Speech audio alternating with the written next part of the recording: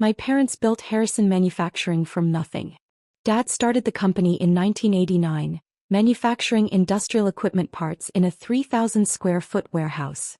Mom handled the books, working from our kitchen table while raising 3 kids.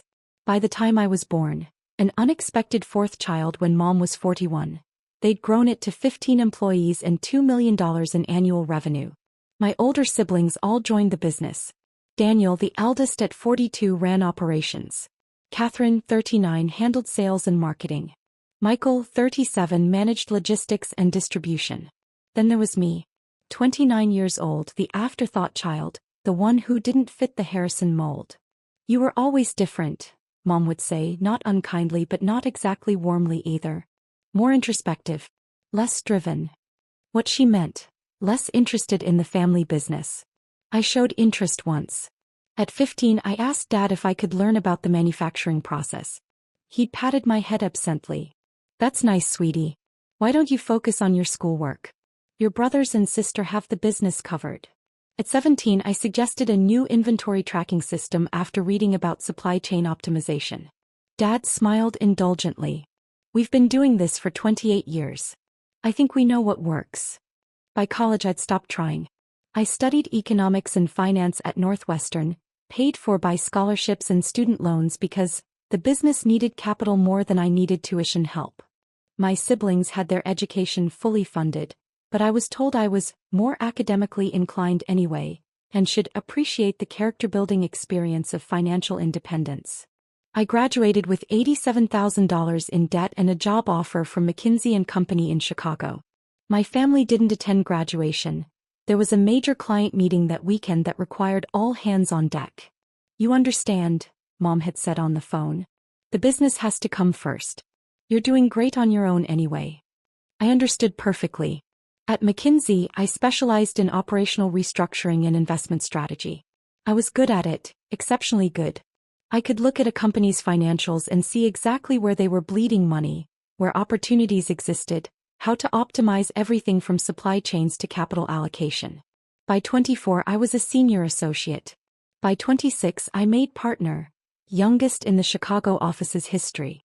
My compensation package included profit sharing and equity stakes in various ventures. I invested aggressively, carefully, strategically. My family never asked about my work. When I came home for holidays, conversations revolved entirely around Harrison Manufacturing. Production numbers, client contracts, expansion plans, industry challenges. "How's the consulting thing?" Dad would ask occasionally, his attention already drifting back to Daniel's presentation about Q3 performance. "It's good." "Still traveling a lot?" "Some." That was the extent of his interest. What he didn't know, I'd accumulated $47 million in personal assets by age 28 through careful investments and aggressive saving. I lived in a modest 1-bedroom apartment in Lincoln Park, drove a 6-year-old Subaru, bought clothes from Nordstrom Rack. My family assumed I was doing fine, whatever that meant for someone in consulting. "Must be nice having a stable job," Catherine said once, her tone suggesting stable meant mediocre. "Not everyone has the stomach for business ownership. There's no shame in being an employee." I'd smiled and said nothing. In 2020, everything changed. The pandemic hit manufacturing hard. Harrison Manufacturing lost 3 major clients in 2 months. Revenue dropped 47%. Their credit lines, already stretched thin from an expansion into a second facility, were suddenly underwater. They were burning through cash reserves at an unsustainable rate. By May 2020, they were 60 days from insolvency. Michael called me. First time he'd called in 2 years. "Maya, we're in trouble. Real trouble. The business might not survive this." "How bad?" "We need $15 million just to make it through the next 6 months. The banks won't extend more credit. Our existing investors are pulling out." His voice cracked. "Dad's talking about bankruptcy. What do you need from me?" The pause was long. Do you have maybe $10,000 we could borrow? Just temporarily. I know it's a lot, but $10,000. To save a company that generated $34 million annually before the crash. Like asking for spare change. "I don't have that liquid right now," I lied. "But let me make some calls. I know people in private equity." "Really? That would be incredible." We're desperate, Maya. I hung up and spent the weekend analyzing Harrison Manufacturing's financials. Michael had sent everything, desperate enough to overlook that his little sister probably couldn't help anyway. The company was struggling, but the fundamentals were sound. Good client relationships, solid reputation, quality products. The problem was cash flow and leverage, not the core business model. With proper capital injection and strategic restructuring, they could not only survive but thrive. I drafted an investment proposal through a private equity firm I'd been consulting with, Meridian Capital Partners. I structured it carefully. $30 million in capital injection in exchange for 51% equity and 3 board seats out of 5. The family would retain operational control and generous salaries, but all major strategic decisions would require board approval. My approval, though they'd never know it.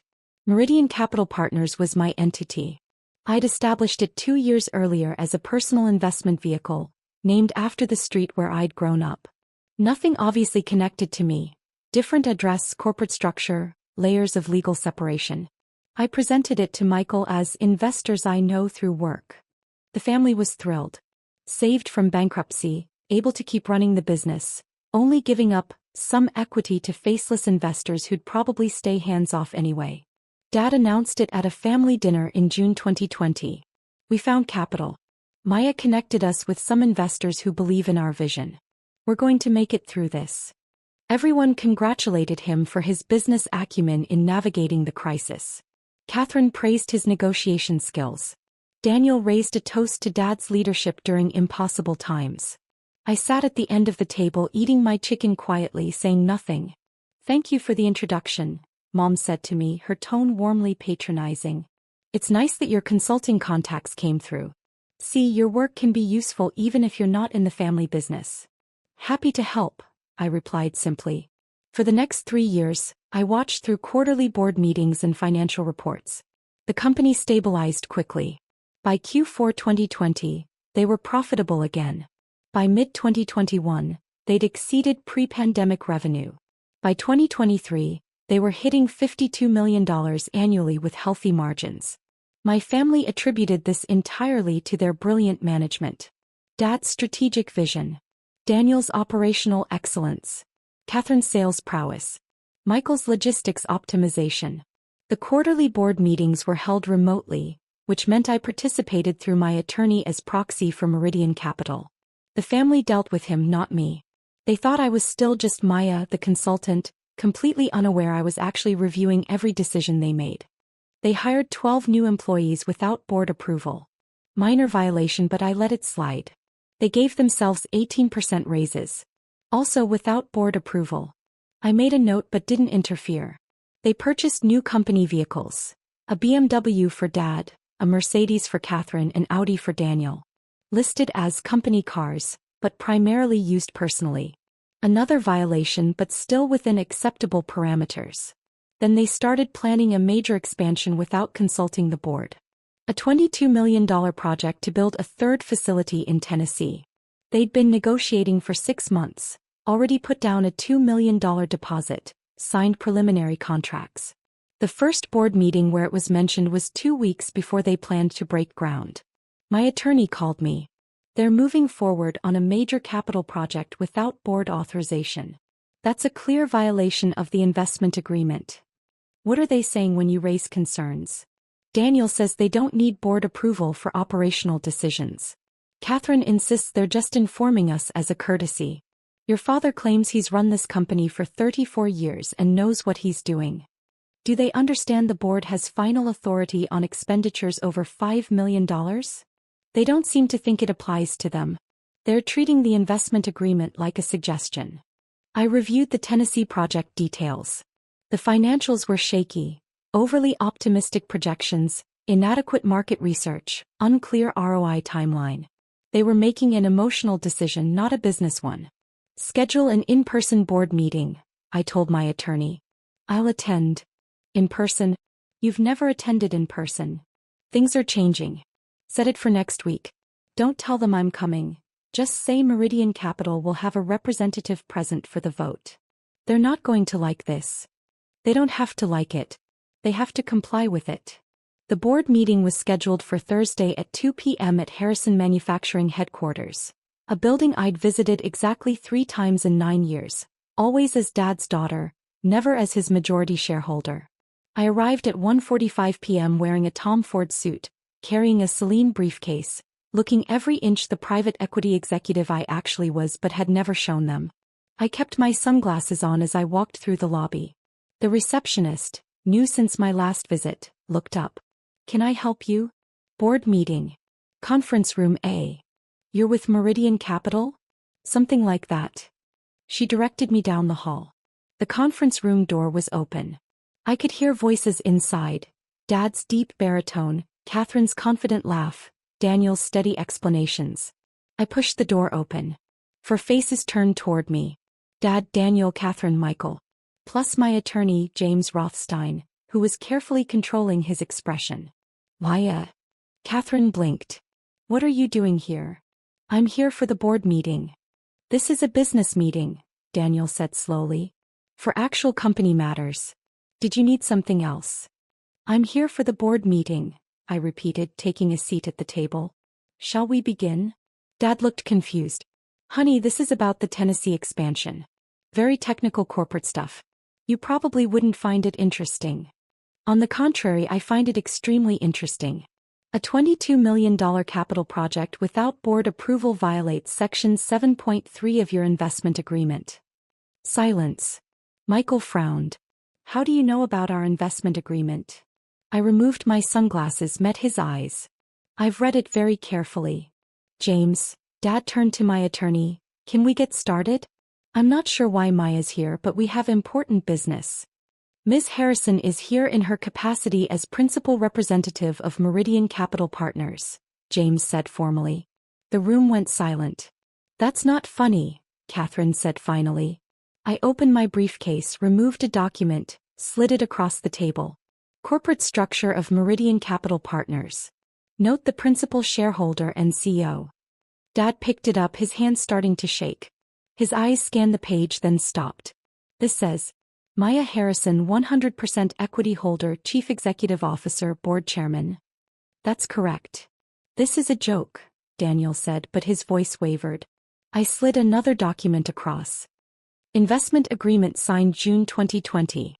$30 million capital injection in exchange for 51% equity in Harrison Manufacturing. Note the signature on behalf of Meridian Capital." My signature. My legal name in full. Catherine grabbed it, read it, looked up at me with dawning horror. You're the investor." "I'm the majority shareholder, yes.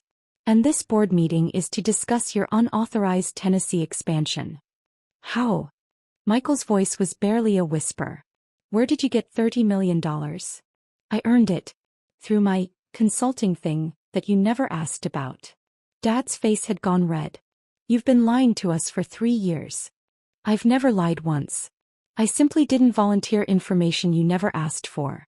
You assumed I was barely making ends meet in consulting. That assumption was yours, not mine. You let us think. I let you think what you wanted to think.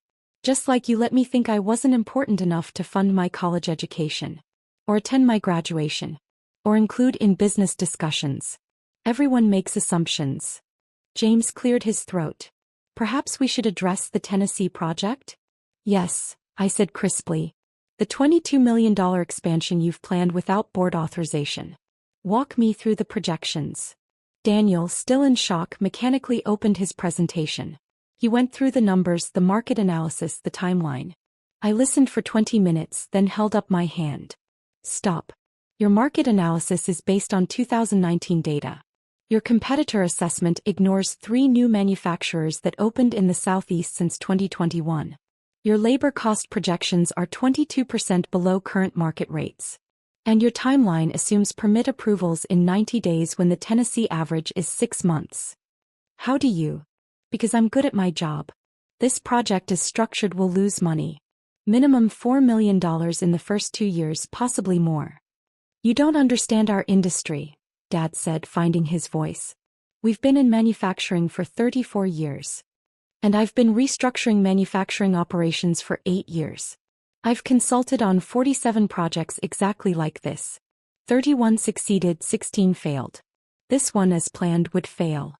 Catherine leaned forward. So what do you suggest? Cancel it. No. Restructure it. Smaller initial facility, phased expansion, revised labor strategy, updated vendor contracts.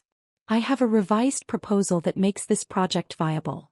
I slid a deck across the table. 40 pages of detailed analysis, revised projections, implementation timeline. I'd prepared it over 3 days. They read in silence. This would work, Daniel admitted finally. It's more conservative, but the numbers are solid. It would also cost $14 million, not $22 million. Which means we can fund it without additional capital raises. What about the deposit we already paid? Michael asked. On a preliminary site that's overpriced by $1.3 million? Consider it a learning experience. I've identified 3 better locations. We can forfeit the deposit and still come out ahead. Dad stared at the proposal. You did this in 3 days? I do this professionally. This is what I've been doing while you thought I was making PowerPoints for corporate clients. How much do you make? Catherine asked bluntly. Last year, $8.7 million.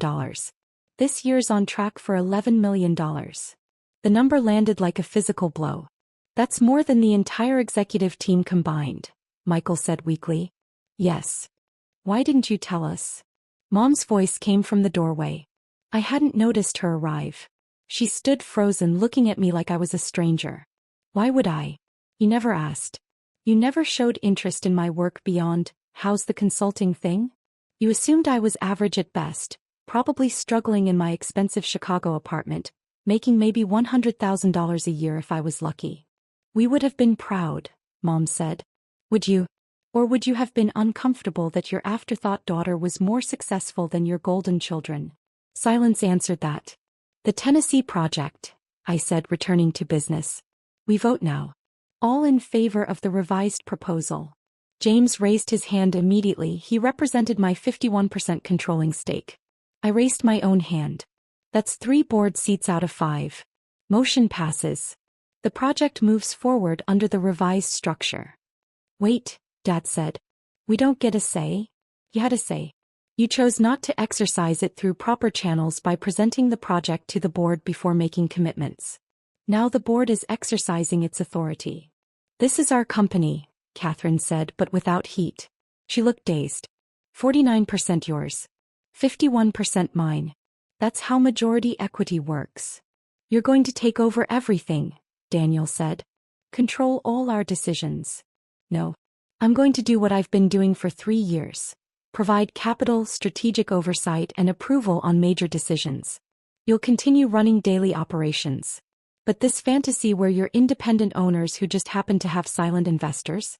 That ends now. Because of one mistake? Michael asked. Because of 3 years of mistakes that I've been monitoring and allowing because they weren't catastrophic. The unauthorized hiring. The excessive executive compensation. The personal use of company vehicles. The travel expenses that were 40% personal. I've watched all of it. Dad's face went from red to white. I let it slide because the company was performing well and the violations were technically minor. But the Tennessee project crossed a line. You were about to blow $22 million on a poorly planned expansion because you didn't want to ask permission from faceless investors. What do you want? Dad asked, his voice defeated. Compliance. Respect for the investment structure. Acknowledgement that I'm not your daughter playing at business. I'm your majority shareholder who saved you from bankruptcy. We would have found other investors, Catherine said weakly. You tried for 3 months in 2020. Everyone turned you down. I was your last option and you didn't even know it was me. The truth of that statement settled over the room. The Tennessee project moves forward under the revised plan, I continued.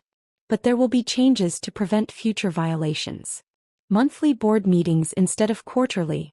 All expenditures over $50,000 require advance approval. Executive compensation will be tied to performance metrics. And company vehicles will be actually used for company business or purchased personally. You're punishing us, Daniel said. I'm implementing standard corporate governance that should have existed from day one. These are normal structures for any company with external investors. But you're not external, Mom said quietly. Your family. Am I? Because for 29 years I've been the family member you barely included. The one not worth funding through college. The one whose career was nice, but not interesting enough to ask about. The one who didn't fit the Harrison mold. That's not fair, Catherine protested. Neither was assuming I had nothing to offer. Neither was dismissing my suggestion about inventory systems at 17. Neither was missing my graduation because the business came first. Neither was calling me stable instead of successful because I didn't join the family company. No one had a response. I stood gathering my materials. James will send the revised Tennessee proposal and new governance structure by tomorrow morning. We'll meet monthly first Thursday 10 a.m. Attendance is mandatory for all board members and executive team. Wait, Dad said. Just wait. Can we talk about this as a family? We are talking about it. At a board meeting. Which is the appropriate venue for discussing company business. I mean really talk. Not like this. Not so formal and cold. I looked at him for a long moment. You have 3 other children in this room. Talk to them about how it feels to have your contributions dismissed. I'm sure they can't relate, but maybe they'll try. I walked toward the door. Maya, please. Mom's voice stopped me. We didn't know. We didn't understand. If we had known. If you had known, would you have treated me differently? Or would you have resented that your late-in-life accident baby was more successful than your planned children? Her face crumpled. I'll see you Thursday, I said and walked out. The drive back to Chicago gave me 3 hours to think about family power and the weight of being underestimated for an entire lifetime. They called. All of them. Dozens of times over the next week. I let every call go to voicemail. Dad's messages evolved from confused to angry to pleading. You owe us a conversation. This is ridiculous. You're tearing this family apart. Please, Maya, just talk to us. Catherine's messages were defensive. You're being vindictive. This isn't about business, it's about revenge. We made mistakes, but this is excessive. Daniel's were analytical. We can work this out. Let's find a compromise. There must be a way to restructure this that works for everyone. Michael's were the most honest. I'm sorry. We were wrong. About everything. Please don't destroy what Dad built. I didn't respond to any of them. Thursday morning, I arrived at Harrison Manufacturing at 9:45 a.m. The receptionist recognized me this time. Ms. Harrison, they're waiting in the conference room. The entire executive team was present 15 minutes early. All of them looked like they'd lost sleep. I took my seat at the head of the table. No longer Dad's seat, but mine as board chairman. Let's begin. Daniel, operations report. The meeting lasted 3 hours. I asked detailed questions about every department, challenged every assumption, pointed out inefficiencies they'd overlooked. I demonstrated exactly how much I knew about their business, more than they did in many areas. By the end, they'd accepted my revised organizational structure, new approval processes and performance-based compensation model. One more thing, I said as we concluded. Family dynamics. Everyone tensed. This doesn't change outside the office.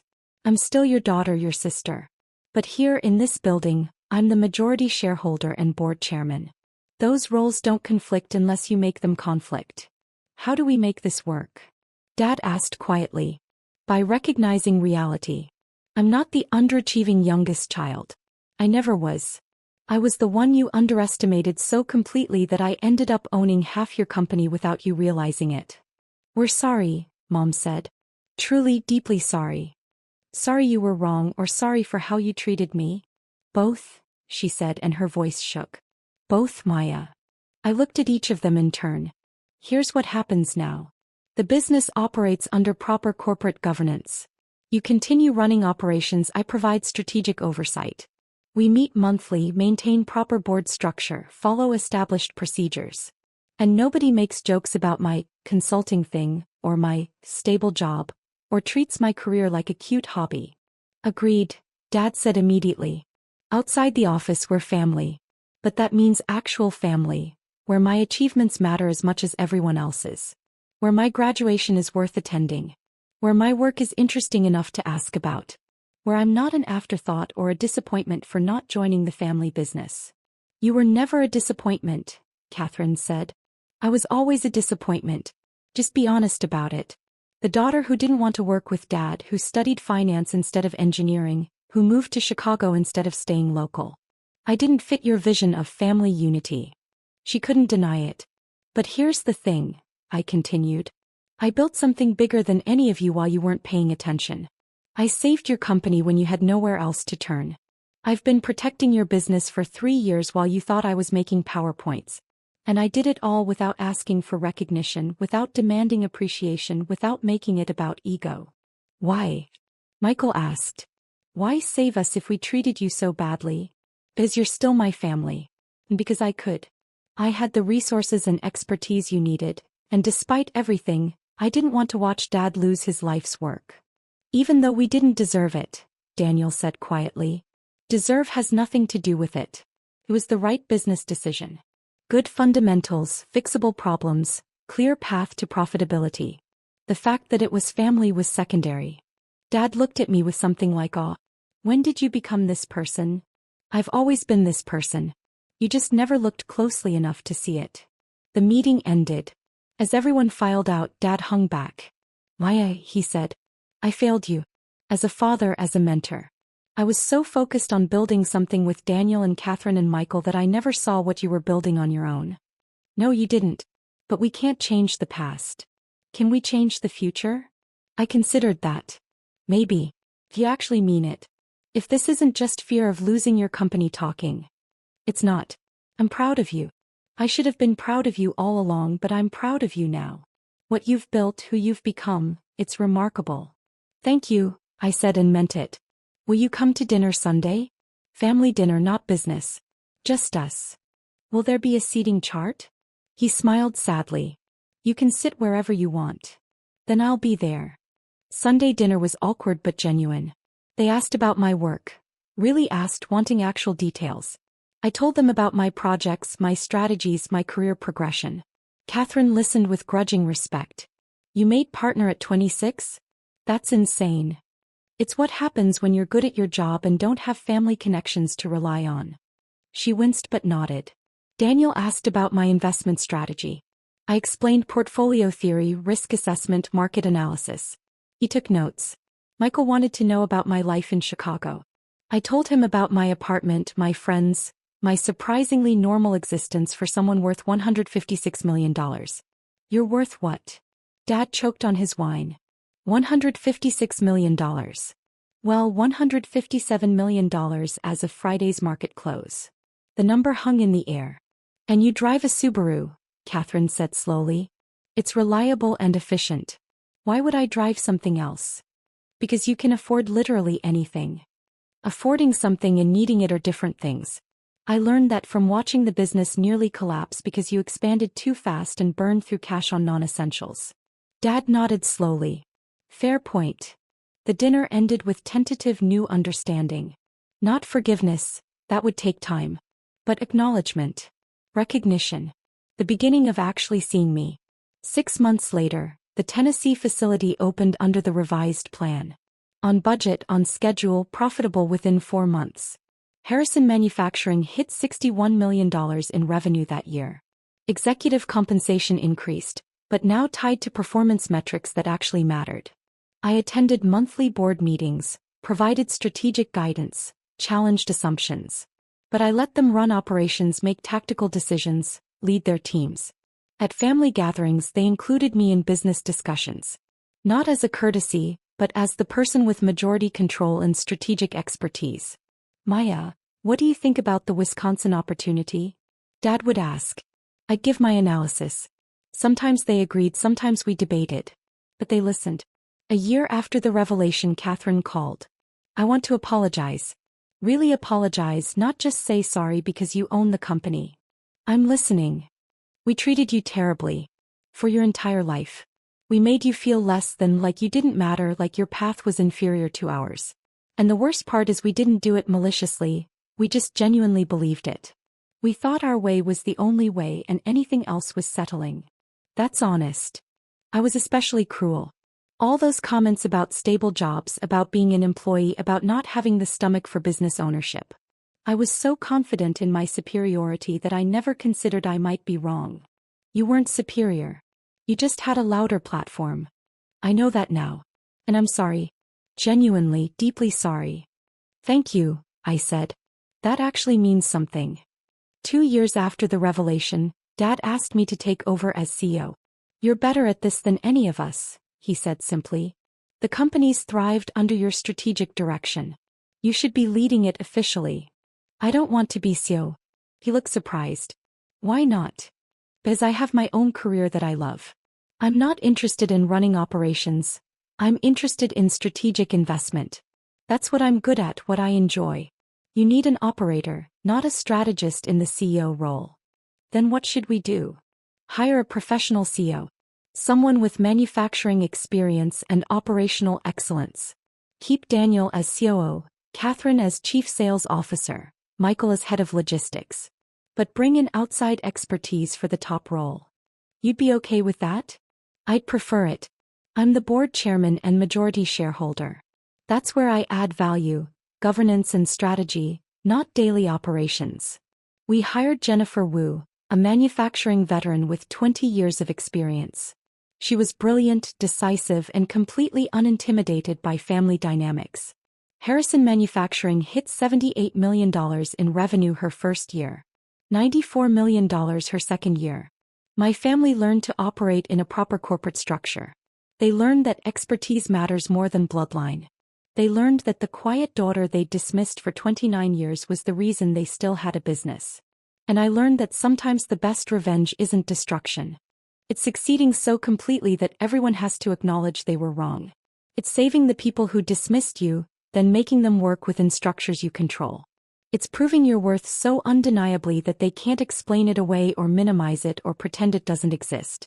3 years after that board meeting, I sat at Thanksgiving dinner at my parents' house. The table was full, 32 people across 3 generations. Dad stood to make a toast. I want to acknowledge someone special. Maya, our youngest, who I failed to appreciate for most of her life. Who built an extraordinary career while we weren't paying attention. Who saved our family business when we had nowhere else to turn. Who's taught us that success comes in many forms, and sometimes the quietest person in the room is the most powerful. Everyone raised their glasses. I smiled, accepted the recognition, and thought about the girl who sat outside Dad's office at 7 years old, wanting to learn about business, being told it was too complicated. She'd learned anyway. She'd learned so well that she ended up owning the business outright, controlling the family's entire financial future, respected and acknowledged and finally seen. Keep your pocket change, Dad had said. Turned out my pocket change was $30 million that saved his entire company. Turned out their real investors were me all along.